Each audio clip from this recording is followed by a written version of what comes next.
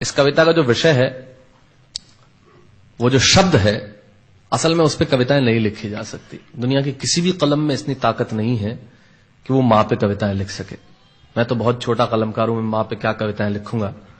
मैंने एक कविता सिर्फ ये लिखी है कि जब मां हमारे पास होती है तब शायद उसके होने का एहसास नहीं होता। जब मां नहीं होती तब जिंदगी क्या होती है, बस मैं ये कहना चाहता हूं। तब आप सुने उस कविता को। एक बहुत छोटी सी कहानी उस कविता के शुरू में कहता हूं। एक जंगल में एक संगीतकार मृदंग बजाता था। मृदंग ढोलक की तरह एक वाद्य को कहते हैं। और जब मृदंग बजाता तो एक बकरी का बच्चा वहां रोज आके खड़ा हो जाता। एक दिन सर ये कैमरे जो भी है बंद कर दें प्लीज, फॉर गॉड सेक।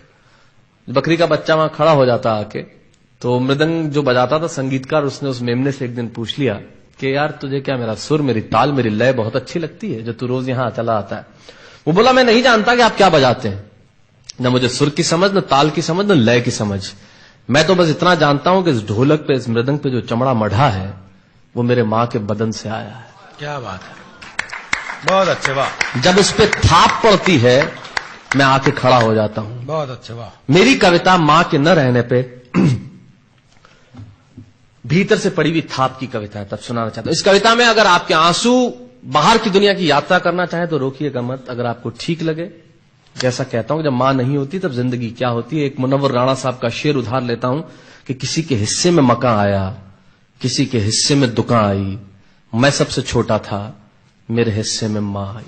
क्या बात है, वाह वाह, बहुत अच्छा। तब कहता हूं कि कल जब उठकर काम पर जा रहा था तो अचानक लगा कि कोई रोक लेगा मुझे।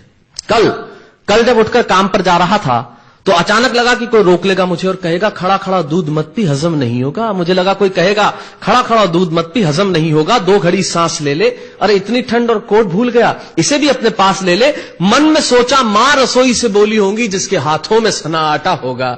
अगली पंक्ति के खालीपन से जुड़े और जुड़े तो मुझे बताएं। मन में सोचा मां रसोई से बोली होंगी जिसके हाथों में सना आटा होगा, और पलट के देखा तो क्या मालूम था कि वहां सिर्फ सन्नाटा होगा। पलट के देखा तो क्या मालूम था कि वहां सिर्फ सन्नाटा होगा।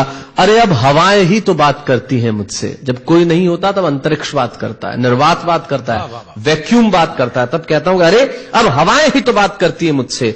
लगता है जब जाऊंगा किसी खास काम से तो कोई कहेगा दही शक्कर खा ले बेटा, अच्छा शगुन होता है। कोई कहेगा गुड़ खा ले बेटा, अच्छा शगुन होता है।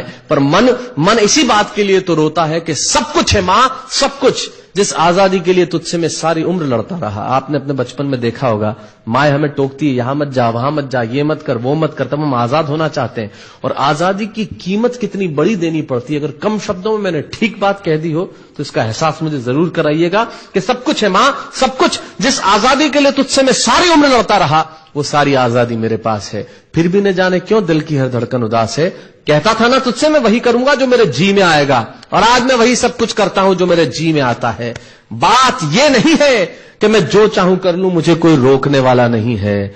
बात है तो इतनी सी कि सुबह देर से उठूं ना तो कोई टोकने वाला नहीं है। बहुत अच्छे, वाह वाह, बहुत अच्छे, वाह वाह वाह वाह। बात है तो